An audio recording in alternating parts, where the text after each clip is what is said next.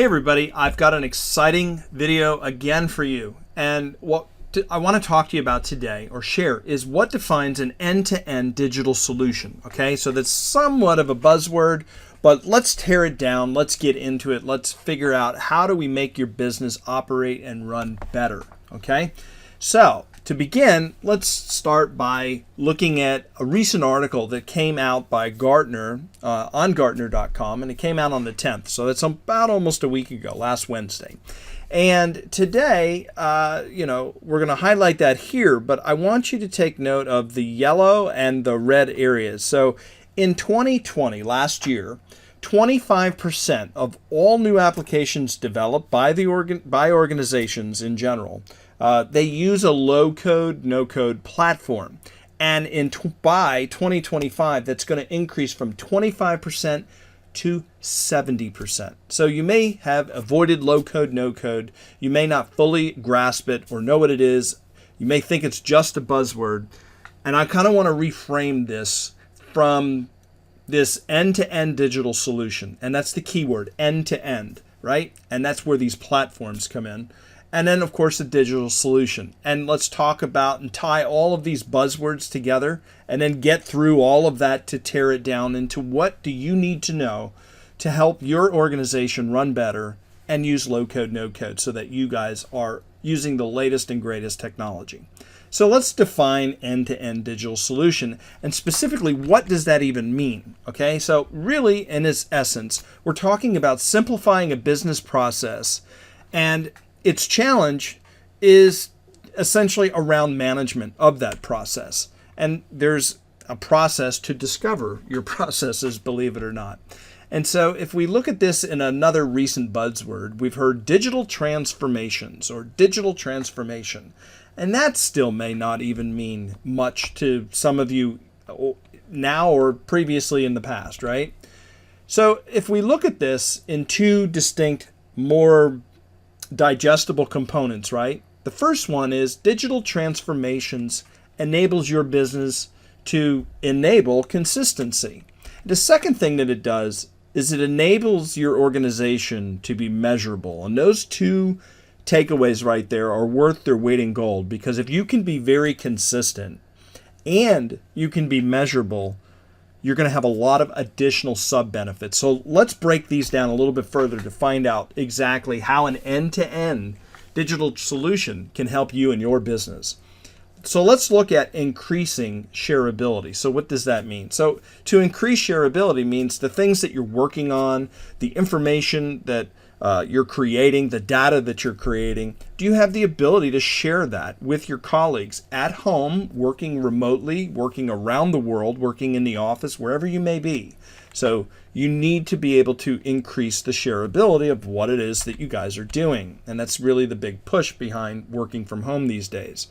You also need to increase the accessibility. And so when we talked about increasing shareability, we're simply talking about the ability to work from anywhere, increasing the accessibility to the information, to the system, to the tools, to everything that everybody's using. That coincidentally then increases communication, right? Because now everybody can say, this is what I'm working on. You can collaborate on things together. And so that's really the crux of this. But if you're not digital and you're stuck in the old filing cabinet or with paper or manual processes, things start to come off the rails pretty quickly. And that's why there's such a humongous and tremendous push for a end-to-end or a true end-to-end digital solution here.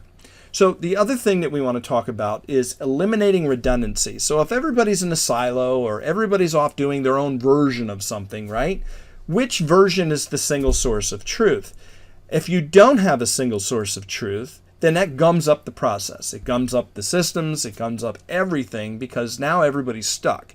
Which one is authoritative? And then there's a process around that process, trying to figure out how do we consolidate all of this information back to a single source of truth so we can make an actionable decision. Sound familiar? If so, stay tuned, because we're going to dig in even deeper. So the next thing that we want to talk about is, with a digital transformation and solving all of these pains and problems, having a single source of truth allows you to start being able to automate these repetitive tasks. There's other things that you need to be doing that you don't have time to get to, and you're also getting stuck in the trench having to do monotonous, mundane things, right? So don't think of this as the robot's coming to take your job so much as I got other better things to do. The last thing I want to do is pull the proverbial, crank or push the button 16 times when, we can write a software program to push the button for me, right? I'll move on to bigger and better things. So let's talk about measurability. How does this kind of break down and what does that look like? So this allows for analytical insights, right? Constant monitoring and the opportunity for you to improve what you're already doing. Just because you're doing it well doesn't mean you can't be doing it better. And you always need to be asking the question, because as humans, that's in our nature. I want more. I want to do it bigger. I want to do it better. I want to make more money. I want a bigger house, a bigger car. As a business owner, you're like, I want to grow my business. I want to make more money. I want more customers. It's that growth capacity. And without being able to, use some analytical insights, it's kind of hard to achieve those types of goals. And so the other thing that happens almost intrinsically is by having things digital, you already have processes around security, around digital assets within your organization. You simply just don't recreate the wheel. You simply apply those digital security practices to your other processes as they go through this true end-to-end digital solution or digital transformation. That also intrinsically allows for governance, because naturally when you have all kinds of security, you have auditability, or you would think that you have the chance to turn on auditing. And so all of this goes to governance. Who did what? When did they do it? Then you can ask questions of why they did it. Do they need to do it again? Do they need to do it better? And all of this comes around analytical insights. How do I improve my business? Okay, so this is key and critical for your ability to be able to do this. The other thing that when all of this information is there and you have a single source of truth, right?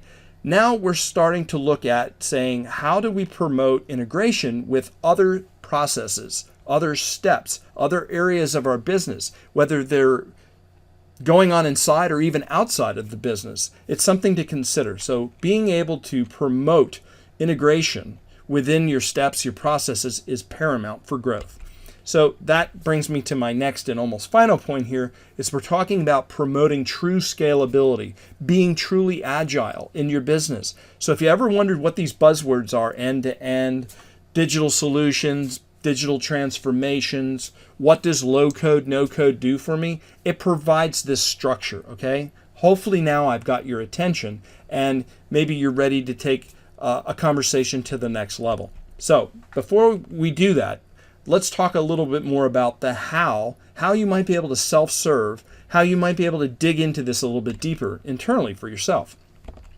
The first thing you need to do is investigate, pick a process. Ask yourself a question. When was the last time something fell through the cracks? Or what is the most painful process that my business goes through? Who complains the most about their job and having to do monotonous things, or just maybe complain about their job, period? Try to get to the bottom of that. Listen to your employees. Try to figure out what's going on there and dig a little bit deeper. Next, identify the challenged areas within your business that we just discussed, and then about having conversations about those steps. And then if you can automate things, by all means do so. But there's oftentimes that you can't automate everything, right? And so that comes to having a conversation with the team, with your employers, with your employees, just a conversation period. And it always helps to be able to ask the question, and having good analytical insights promotes that conversation to happen. Now you may be wondering, how do I go ahead and do that? So I'm going to go ahead and I'm going to bring up a spreadsheet here that is representative of a audit log that is pulled out of an accounting system, okay? And so this is pretty basic, and I just wanted to show you with the colors here, grouping. So this audit log essentially monitored the process. It monitored who did what time or when they did it, what the activity name it was that did it. Now, some of your activity logs within your ERP systems may provide much greater detail than what I'm simply showing here. But the point here is that you can use and extrapolate data out of your systems, out of the audit logs or the history logs or the event logs out of the software that you're using, and then import that into a tool that I'm about to show you here. And let's bring this up here. So that's CSV file is something that I loaded into, and this is a low-code, no-code platform, a popular low-code, no-code platform. It's called Microsoft Power Platform. This particular area is a subsection of Power Automate. You don't have to be a subscriber to Power Automate. You don't have to have a license for Power Automate because the Process Advisor, a small subset of Power Automate, is licensed in and on its own. And so you can join up for a 90-day free trial and start to investigate. There's two different ways of doing it. You can record the steps that you go through in the process. So as your employees do the process, if there's no way of extracting out data, you simply just use the recording module and let them kind of record what it is they're doing when they're doing it, and it'll kind of follow along, and you'll be able to collect this data to have conversations. So let's talk about what we're seeing on screen here and what this might mean to you, the business owner or a business leader or a manager, even an employee. Maybe you're trying to communicate up the ladder as opposed to maybe you're the manager trying to communicate down on process improvement. Maybe you're an employee stuck in this trench and you're trying to explain the benefits to the business, right? So this can be used on both sides of the conversation, folks. The thing that I want to drill in here is that we're dealing with 3 different locations, okay? So here's our location dropdown. One location is in San Diego, another one's in San Francisco, and another one's in Seattle. All right, so everybody's on the Pacific coast of the United States, and we have several roles that's here. We have an invoice approver.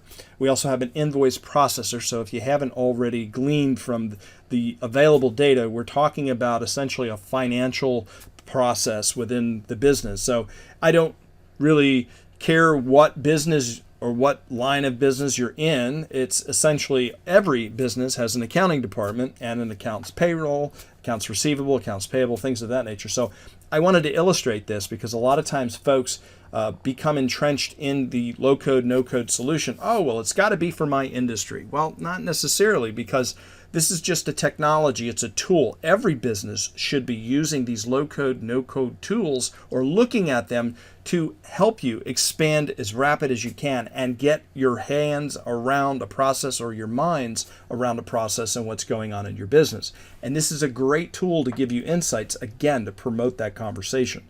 So if we dig in a little bit deeper here and we just look at it at the high level, we see that the process across everything, all roles, all locations, all resources, and so under the resources, if we pull that down, these are the folks that's there, okay? So you can look at this, and at the high level, we can see that across the entire organization, the entire process takes on average about 7 days, right? So now we can start drilling in maybe a little bit deeper and start asking questions. All right, how is Seattle doing in comparison? Well, Seattle's doing it in 2.7 days. That's significantly less. There's a red flag, right? What are they doing different that the rest of the company's not doing? Like there's something that's different. What's going on there? So if we turn that off and go to San Diego, we see that San Diego is on the other side of the spectrum. They're higher than the average, not less than. So a good place to start is to start digging into what is Seattle doing differently than San Diego. That's the outlier. And I bet if we click off of San Diego and go into San Francisco, that'll probably divide. And actually, no, it's not. It's a little bit better than a little bit slower than Seattle, but still not as bad as San Diego. So something really bad is going on in San Diego, or there's additional things that's going on in San Diego that's causing these problems. San Diego, the location San Diego, in essence, is bringing the organization to a much higher throughput. And so as an operations person in your organization, if you're in that department and you're trying to communicate that up the stack, this is great information to be able to share to your team. The other way of digesting this, too, if we were to dig into San Diego, because they're taking 8-point-something days, the way that this works, or the way that you analyze this in the most logical of ways, it starts at the start, right? And you see the thickness of the arrow. The thicker the arrow, the more times. And you can see the quantity of 33, we got a 16, we got a 17. As this number increases, the thickness of the arrow increases. And you'll start to see a preferred path or the default path that a process takes. You'll also see those deviations. So here we have some lesser outliers of the process where we've only got 5 instances or 6 instances in all of the processes that have gone on. But we can, for the most part, see that it's pretty evenly split, that once the invoice entry is done, 17 times versus 16 times, either we went to confirm payment received, or we can go into check customer payment. And it also shows you the time that elapsed for that particular step or area. So now if we come down to the darker red areas, that we can see that this is probably the worst of the worst case scenario. And this is where things that's really gumming up the system. The darker the color, the more the problems. The lighter the color, typically, things are moving along. I guess you could say it's its fastest or most optimized pace. But the whole point is here to look in and drill in. So if we were to talk to the folks in San Diego, we'd want to talk to the employees or the staff having to do with the complete the customer memo step, the approve invoice, the reject invoice, and then refund with a special voucher. There's something going on here that's gumming it up. And so these are the conversations that you should be having. But if you're in operations and you never went through this exercise, you would have no clue that this is where you've got the process as a problem. You could go and ask a bunch of different questions to a bunch of people, but why not just go ask an average, leverage IT and say, hey, I need you to see if you can dump some activity logs out of our system and let's run it through this analyzer. Again, the process advisor for Power Automate is under a free 90-day trial. See what you can do with it, how much you can get accomplished, and start having these lines of conversations. Now, if you need expertise in the industry or you need somebody to help, I am a principal at PK, and me and my team are more than happy to have a conversation around low code, no code with you. So at the bottom of the description or at the bottom of this video, I'll put a comment with a link to a form. You can fill out the information if you'd like to further the conversation and discover essentially how PK might be able to help you discover where your processes could be strengthened and how low code, no code could be used in a way within your business to help make your business better. That's it for this video. My name is David, Principal for PK. We'll talk to you later. Thank you.